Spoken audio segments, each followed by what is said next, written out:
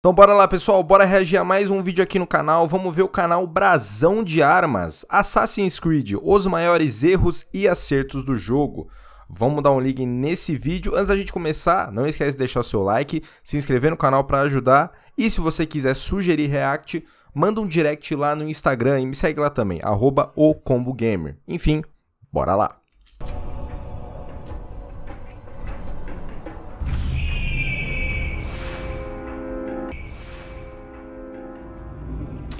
Eu não...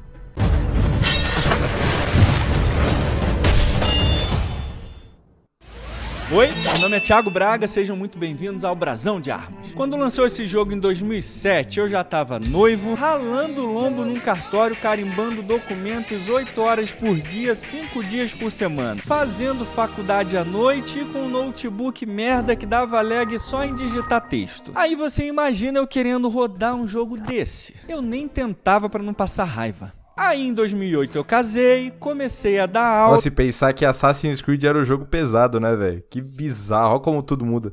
E os meus alunos continuavam me atormentando, o juízo me perguntando sobre esse jogo. E eu continuava sem saber, porque se já tava difícil trocar aquela porcaria daquele notebook cocô, que dirá comprar um PlayStation ou um Xbox pra jogar, meu amigo. Pobre tem esse tipo de... E aqui estamos em 2023 e eu continuo sendo importunado. Mas não pelos meus alunos, mas por vocês que cresceram jogando Assassin's Creed, que não param de me encher a paciência pra analisar esse jogo, pra afagar o coraçãozinho de vocês. Agora, o que eu quero é que vocês se inscrevam, curtam, comentem, compartilhem e até virem membro do canal. Mas se não for possível nada disso, o amor e o carinho de vocês já basta pra mim. Mentira! Então bora pra primeira e maior saga do Brasão de Armas. Começando pelo começo. Assassin's Creed. Gente, que nostalgia, hein? Que nostalgia. Qual foi o primeiro Assassin's Creed que vocês jogaram, hein? O meu foi o 1, mas eu nunca zerei o 1. Eu zerei o 2. O 2 pra mim, nossa, o 2 é maravilhoso. Puta que pariu, aquele jogo é incrível. Mas pra vocês qual foi? O contexto histórico que eu vou explicar pra vocês agora que serve pra todo o resto da franquia. O antagonismo entre assassinos muçulmanos e os templários. E se por acaso tem algum ET assistindo esse vídeo aqui e não sabe, todos os jogos da franquia você está no papel de um assassino, com exceção desse jogo aqui. Mas a O Rogue é foda, hein, mano? Nossa, o Assassin's Creed Rogue é muito bom. Muito bom. O Shay, né? O Shay Cormac. Mano, é muito louco. Esse jogo é maravilhoso. Calma o seu coraçãozinho que a gente ainda vai chegar lá. Mas que é estranho saber que entre os jogos mais populares do mundo, em um você é um badernista, maconheiro, ladrão de carros... e no outro você é um assassino muçulmano, meu amigo. O cara terminou de matar. Vocês têm que parar com essas confusões aí, hein? Faz mal pra cabeça. Mas então, a ordem dos assassinos e dos templários estão no jogo aqui por um motivo muito simples. As duas ordens existiram mesmo. No caso dos templários é moleza, porque você sabe muito bem que eles foram os cavaleiros mais famosos de toda a Idade Média. A ordem foi criada em 1119 pelo cavaleiro Hugues de Payens para proteger os peregrinos que eram assaltados e mortos por bandidos árabes e muçulmanos na travessia até Jerusalém. E para você ver como era tenso fazer essa peregrinação entre a Europa e Jerusalém, foi necessário criar uma ordem para lidar com aqueles bandidos que matavam muitas pessoas pelo caminho. E exatamente por causa disso, os templários se tornaram a primeira ordem militar da história e acabaram ganhando muito poder e influência não só na Europa, mas no Oriente Médio também. Então, a partir da Segunda Cruzada, os templários se tornaram os guardiões da cristandade. Só que com todo esse poder e influência, as fake news sobre os templários começaram a pipocar. E se você quiser saber tudo sobre os maiores mitos sobre os templários, eu fiz um vídeo exclusivo aqui no Brasão de Armas só sobre isso, e é claro que eu vou colocar na descrição pra você assistir. Mano, esse canal é bom, né, velho? Esse canal é muito bom, né? Muito bem feito, muito bem editado, muito bom esse canal. Muito bom. Eu fico pensando, né? Deu a treta lá com... Eu não sei o nome desse cara, eu não sei mesmo. Dele com o Gaiofato lá, ó, o comunista, né? E eu fico pensando, velho, como você precisa reagir às paradas, ou se você for tentar rebater algum assunto, você tem que rebater com fatos e argumentos e não simplesmente xingando a pessoa. Tipo, eu tô aqui, eu não sou especialista em nada, tô aqui reagindo. Mas, por exemplo, um cara que é professor, que vai rebater um cara desse, tem que ter argumento, tem que ter um monte de coisa. Senão, e não ficar só xingando de virgão, de rei, de... Como é que ele fala? Virgão, incel, essas coisas. Mano, desculpa, o canal do cara é da hora, tá ligado? Eu não entendo... A questão histórica, eu não entendo metade das coisas que ele fala. Porque eu sou burro. Eu gosto de videogame, então eu tô aqui pelo videogame. E bora. Depois. Só que a partir de 1312 essas mentiras cresceram tanto que o Papa e o rei francês Filipe IV se juntaram para extinguir a ordem. E aí todos os bens dos templários acabaram ficando com o rei francês ou então foram distribuídos para outras ordens militares como os hospitalários e em Portugal passaram a ser convertidos em outra ordem como a Ordem dos Cavaleiros de Cristo. E no caso da Ordem dos Assassinos, ela surgiu no final do século XI em regiões da Pérsia e da Síria e foi criada por Hussan Sabah, que com seu estado tinha o objetivo de desarticular seus inimigos, tanto muçulmanos quanto cristãos, através do assassinato planejado de seus líderes. Só que a Ordem dos Assassinos tinha um nomezinho menos feio e oficial, o Estado de Nizar, que eram muçulmanos treinados para infiltrar castelos, acampamentos, justamente para matar esses líderes rivais, para terem então controle e influência na região. E eles se tornaram uma pedra no sapato, tanto de muçulmanos quanto de cristãos a partir da Segunda Cruzada. Só para você ter uma ideia de como os caras eram abusados mesmo, eles chegaram a entrar dentro dos aposentos do rei Eduardo I da Inglaterra e quase mataram um cara em 1272 com uma lâmina envenenada. Pô, podiam fazer o game dessa história aí, hein? Ia ser massa, hein? Ia ser massa. Porra. Ô, eu tenho saudade dos Assassin's Creed antigos. Ó, vou falar uma coisa pra vocês que a galera fica puta comigo. Eu acho Assassin's Creed Unity muito melhor que o Odyssey, que o Origins, o Valhalla e esses novos. Tá? Os novos são legais. Eu zerei o Valhalla e eu dropei o Origins e o Odyssey. Porque, você é louco. Pra mim, muito melhor. O Unity é muito melhor que esses. E a galera odiou o Unity. Vai jogar o Unity hoje. É sensacional, você é louco. E eles tiveram um impacto tão grande, não só no imaginário das pessoas na época, mas foram se arrastando ao longo do tempo também, que muitos comentaristas ligam a palavra assassinato justamente a esses assassinos lá da Idade Média. Era assassinato pra tudo que é lado, meu amigo, mas naquela época você não podia também sair assassinando todo mundo, mesmo você sendo assassino. A menos que você fosse, adivinha só, um mongol. Aliás, foram os próprios mongóis que assassinaram os assassinos. A partir de 1253, os mongóis foram tomando todas as fortalezas dos assassinos e a queda final foi na região do Alamut, no final do século XIII. E aí, assim como os templários, esse foi o fim do Estado de Nizar e da Ordem dos Assassinos. Eita. Mas não tema. As duas ordens continuariam existindo mesmo depois de deixar de existir e existindo antes mesmo de começarem a existir. Pode perguntar à Ubisoft que ela vai dizer pra você que era isso aí mesmo. Mas se eles estão por aí mesmo, a gente nunca vai saber. Até porque eles podem estar andando de insider, ó. Assim como eu. Ou você acha mesmo que eles iam estar andando por aí com aqueles chapéus esquisitos de cabeça de alho, ou então com aquelas túnicas de cruz vermelha no peito, rapaz? Mas vai pelo Thiagão aqui, Insider é a única marca que combina conforto, tecnologia e qualidade em uma só. E se você é um cara... Vou pular um pouco a publi, que vocês já estão ligados. Ai, gasguei. Quem assiste os vídeos aqui do canal sabe que eu pulo as publi só pro react ficar mais legal. Se você quiser apoiar o canal do Brasão de Armas, vai no canal dele e assiste. E usa o código, usa o link dele, beleza? Eu sempre pulo pra ficar mais legal. 12% de desconto. Ó, Brasão 12. É isso aí. Vamos mais pra frente. As ordens não era só ficar se matando lá. Eles tinham um objetivo muito maior e ambicioso do que isso. As relíquias sagradas. E se você tá aí achando que isso é só negócio do jogo, desculpa, mas você não sabe de nada. É porque desde eu não sei de nada, eu sou burro.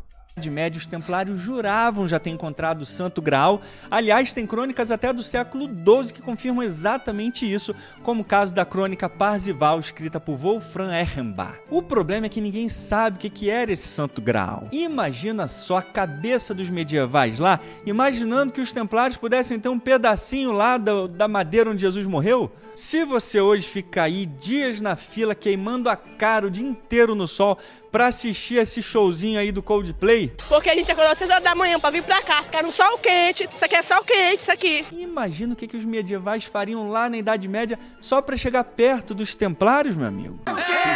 E com o Santo Graal em suas mãos, os Templários conseguiram ainda mais influência e prestígio na Europa e na Terra Santa. Só que o que dava ainda mais credibilidade para os Templários era que o seu quartel-general ficava exatamente acima do monte do Templo de Salomão. Então imagina que quem naquela época ia ter a audácia para questionar ou duvidar que os Templários tinham mesmo encontrado o Santo Graal. Então foi uma sacada genial do jogo colocar essa ideia aí das relíquias sagradas e as duas ordens lutando e fazendo de tudo para encontrá-la, porque poderia mudar completamente a geopolítica da época. No Assassin's Creed é a maçã do Éden, né? A maçã... Nossa, é massa, hein? Pô, vontade de jogar Assassin's Creed os antigos, hein? Ai, que saudade de jogar um Unity, jogar um Brotherhood. O 3, eu gosto do 3. Eu amo o 3. A galera não gosta do 3, eu adoro o 3. Pra mim é um dos melhores Assassin's Creed que tem. O 3 é muito bom. Pra mim, tá? Então, assim como na vida real, no jogo as pessoas matam e morrem por essas relíquias. Massa, hein? Dá uma olhada nisso aqui, senhoras e senhores. A Ubisoft sabe fazer reconstruções históricas e o negócio fica ainda mais insano com os jogos mais recentes da franquia. E aqui no AC1 a gente pode visitar Damasco, Acre... Não o nosso Acre, né, seu vacilão? Acre? Puta que pariu, tem Acre. A Ubisoft ainda não fez nenhum Assassin's Creed na era dos dinossauros, né? Fala sério. Se eles fizessem um Assassin's Creed na época que os portugueses colonizavam o Brasil aqui, ia ser massa, hein? Vai falar que não ia. Puta vida, ia ser muito louco, mano. Ia ser muito louco. A história poderia assim, a gente poderia controlar um assassino, tá? Ele poderia, tipo... os assassinos ligados aos quilombolas. Muito louco.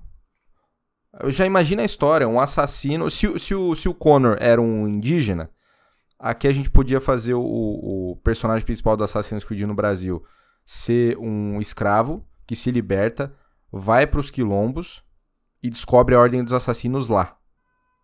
Tá ligado? Nossa, ia ser muito... Ia ser massa pra cacete. Nossa, você é louco. Imagina, mata, um monte de mata. Nossa senhora. É sonho meu. Mas estilo Assassin's Creed Unity. Não esses novos aí. É a cidade de Acre, em Israel. Olha só essa vista aqui. É de tirar o fôlego imaginar Jerusalém assim, desse jeito, em toda a sua glória. Bem-vindos à Terra Santa. Tem vários detalhes incríveis aqui. Já de cara, nas muralhas, a gente consegue ver os merlões e as ameias que eu tô sempre mostrando aqui pra vocês. E era uma característica realmente tão importante que todos os engenheiros militares, desde a China até Portugal, acrescentaram as ameias e os merlões nas suas muralhas. E olha só o tamanho dessas muralhas. Olha. Isso aqui é muito interessante mesmo, porque desde os tempos bíblicos, Jerusalém sempre foi cercada por muralhas. E ao longo dos séculos também, essa mesma muralha foi sendo destruída e reconstruída pelos diferentes povos que iam conquistando e ocupando a cidade. Aconteceu isso no caso dos próprios judeus, no caso dos romanos, dos árabes, depois os cristãos, depois os turcos. Todos esses povos então influenciaram muito a construção e a remodelação da muralha. Por isso que hoje os especialistas conseguem encontrar influências de várias culturas só nas muralhas. O nome da cidade dos assassinos era Masyaf, né? Se eu não me engano, era Masyaf. Ou não, era Masyaf, né? Quem manja, comenta aí. Cara, esse vídeo aqui tá muito da hora, velho. Puta vida. Então, muito legal esse destaque que o jogo tá dando aí à muralha, já como essa primeira linha de defesa da cidade. Fantástico.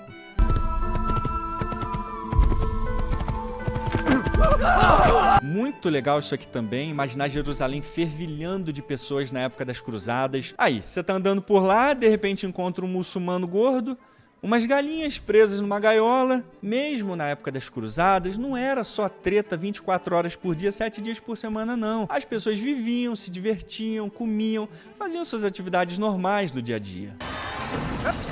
A gente tem muito essa noção, né, de que esses lugares... A gente... Como é que é a palavra? A gente superestima algumas coisas históricas, igual, sei lá, samurai. A gente superestima o samurai, o homem honrado, mano. Sendo que, se você vê alguns canais de história que são aprofundados nisso, eu acho que até o Brasão de Armas fala que essa parada de honra samurai foi um bagulho que nem os próprios samurais usavam. Isso aí foi inventado, tipo, na era Meiji, bem anos depois dos samurais já terem, ido de arrasta pra cima há algum tempo já, tá ligado? Então, tipo, a gente acaba superestimando e quando a gente só lembra que são pessoas, tá ligado? São pessoas. Literalmente são pessoas. Então, aí do mesmo jeito como aconteceu com as muralhas, a cidade também recebeu influência arquitetônica de várias culturas ao longo dos séculos. E aí era comum a gente encontrar, então, prédios bem diversificados, refletindo essas culturas que dominaram. Massa, hein?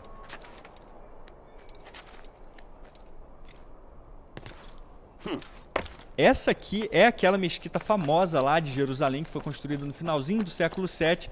Só que assim como as muralhas da cidade, ela também foi sendo alterada ao longo dos séculos. E nesse caso aqui tem os detalhes anacrônicos que não tinham na época. Por exemplo, essas placas metálicas aí douradas na cúpula só foram colocadas em 1959 e boa parte do exterior também foi alterado pelo Império Otomano séculos depois das Cruzadas. Só que no jogo... Tá vendo? Ó, pra vocês aprenderem, se são burros, entendeu? Vocês que são burros, pra vocês botar um pouco de cultura na cabeça. Eu tô aprendendo um monte, eu sou burro. Essa mesquita aí é igualzinha à mesquita de hoje que tá lá em Jerusalém. Então não sofreu alteração nenhuma de todos esses séculos pra cá. É por isso que ela é uma pegada um pouco mais anacrônica, porque ela era bem diferente, pelo menos na sua aparência, coloração, detalhes. Não lembra nada essa mesquita que a gente vê hoje. Mas talvez por essa imagem que a gente tem de como é a mesquita Al-Aqsa lá em Jerusalém, eles fizeram essa transposição para ficar mais igual e a gente já lembrar direitinho que é aquela mesquita. É um detalhe pequeno, mas seria maravilhoso se os desenvolvedores tivessem levado em consideração essa ideia de como uma mesquita seria naquela época. Aí, essa aqui é a igualmente famosa Igreja do Santo Sepulcro. E olha só os detalhes aí, os arcos, as janelas, como que elas são características mesmo, marcantes da Europa medieval. E as fundações dessa igreja são ainda mais antigas do que a mesquita e ela foi construída por volta do século V. A Europa tem um negócio legal, né? Porque ao mesmo tempo que você vê um negócio muito novo, você vê um negócio muito velho, né? Então é uma mistura de novo e velho. Né? Aqueles rolês na Europa. O que você foi fazer na Europa? Ah, eu visitei igreja e visitei museu. Eu falei, e aí? É isso, irmão. E fui no Starbucks. O rolê da galera é muito, né? Muito 880.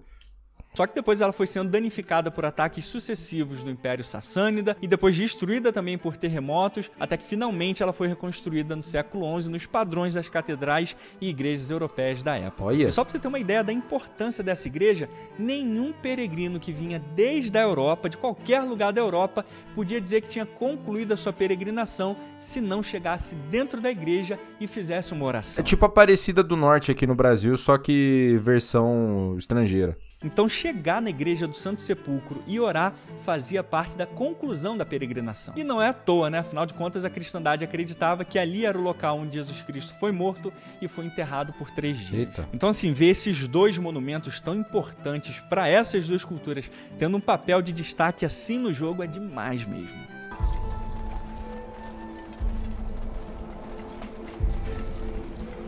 Olha as roupas que o povo tá usando aí, meu Deus do céu. Parece um monte de pano velho e sujo. Todo mundo naquela época já sabia que água e xixi clareava a roupa, que era uma beleza. Eu sei que o jogo é de 2007, a tecnologia era mais limitada do que hoje, mas tem arte medieval que é muito melhor do que isso aqui. I was told they would be held as prisoners and used to barter for the release of our men. The Saracens would not have honored their end of the bargain. You know. Bem legal isso aqui, eles fizeram um trabalho fantástico com as armaduras. Aqui a gente consegue ver os grandes elmos, esses capacetes normandos também, que eram mais usados durante o período aí das cruzadas. E aqui a gente vê os clássicos halberg, que eram aqueles blusões de malha que poderiam ir até o pulso ou então até o cotovelo mesmo, e junto então acima estão as cotas de malha. Muito também massa, os brasões de armas, que eu já disse aqui para vocês várias vezes, eles eram extremamente comuns nessa época. Aliás, esses brasões de armas que identificavam os cavaleiros, não só através dos seus clãs, suas famílias, mas também nesse caso aqui, por exemplo, do seu reino, que é justamente o reino da Inglaterra aqui. Tem um detalhe dificílimo da gente ver, não só em jogos, como em filmes também dessa época. Olha só o que ele tá usando aí no braço, ó. Essas plaquinhas, elas eram bem comuns nesse período também, elas aparecem em um monte de artes da época. Meio que a gente pode dizer que elas foram as primeiras armaduras de placa a aparecerem, então muito top eles terem colocado isso aqui. Great favor indeed. Como é legal, né, velho? Você ter conhecimento do negócio de história, assim, aprofundada, principalmente nesse quesito de militarismo antigo, de templário, de cavalaria antiga, essa parada. Que você aproveita muito mais, né? Você entende muito mais as referências. Tipo, o jogo já é bom sem você entender. Agora você sabendo tudo isso, você fala, nossa, mano, que massa. Now our enemies will be that much stronger in their convictions. Olha quem tá aqui, minha gente. Papai Coração de Leão. Olha, Ricardo Coração de Leão, cara. E essa é uma outra sacada muito legal de todos os jogos da franquia, que é justamente colocar esses personagens históricos importantes no jogo. Você joga como um bosta qualquer, tipo isso aqui. Altair. Quem que é Altair na fila do pão? Mas sendo você um bosta, pelo menos você tem o privilégio de interagir com esse ruivão aqui chamado Richard Lionheart. O flagelo, simplesmente o flagelo dos sarracenos. Ah, mas eu não acho, eu acho um negócio muito louco assim, falou que o Altair é um bosta, né?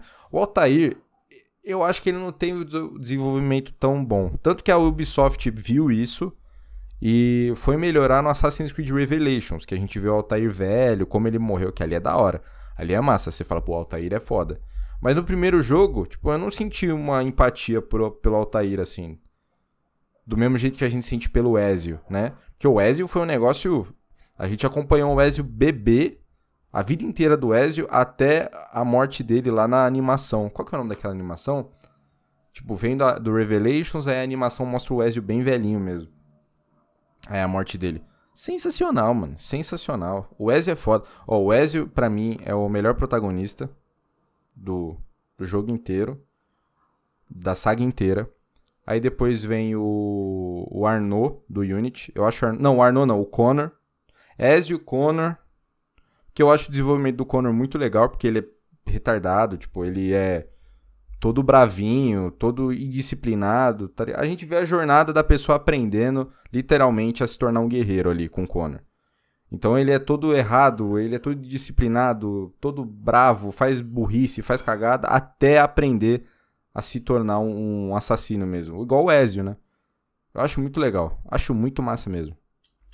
E vê, mesmo com o exército cansado, desestruturado, pela distância, dividido, ele ainda deu um cansaço miserável em Saladino. E ele conseguiu ainda conquistar vários territórios importantes na Terceira Cruzada, principalmente a ilha de Chipre e a reconquista dos Estados Cruzados do Levante. Só não deu pra pegar Jerusalém, mas é só um detalhezinho insignificante, né? É mesmo. Mas assim, a gente pode dizer sem sombra de dúvidas que Ricardo Coração de Leão foi o maior líder europeu de todas as cruzadas. E ver o cara aqui com essa moral é bem legal mesmo. E aqui no jogo também aparece o Roberto de Sablé, que era o grão-mestre dos Templários nesse período aí mesmo, de 1191 a 1193. E aí meteram o cara como vilão do jogo. Mas aí você me pergunta, Thiago, tá acabando o jogo e você ainda não falou nada sobre o combate? Ele é realista ou não? You will die here. I will. You won't get away from me. Que imbecil. O que você perguntou mesmo? Assassin's Creed é um jogo que faz um trabalho magnífico na reconstrução histórica das cidades, em especial Jerusalém, com seus lugares recriados com muita precisão e cuidado, apesar de algumas liberdades artísticas que não afetam em nada a experiência. As armaduras são aceitáveis e condizentes com o período, com alguns detalhes pouco vistos até em outros jogos, mas os personagens históricos são colocados em um papel fictício, que não representam em nada as suas biografias, tirando um pouco a imersão de quem conhece a história. Exatamente como no caso do grão-mestre Roberto de Sablé. Embora esse tipo de adaptação anacrônica seja intencional na lore da franquia, ela mexe com personagens reais, com vidas e obras bem documentadas. Por isso que fica a dica para os jogadores conhecerem a biografia real e documentada das personagens antes ou depois de jogarem. E se você deve jogar o jogo ou não, só depende de você. Mas levando em consideração apenas o contexto e a acuidade histórica no jogo, Assassin's Creed leva a nota 7 de 10. Massa. Fechamos aqui, espero que vocês tenham gostado e aprendido com mais esse vídeo e a gente se vê no próximo Brasão de Armas. Até mais. Massa, hein? Legal, hein? Muito massa. Curti mesmo.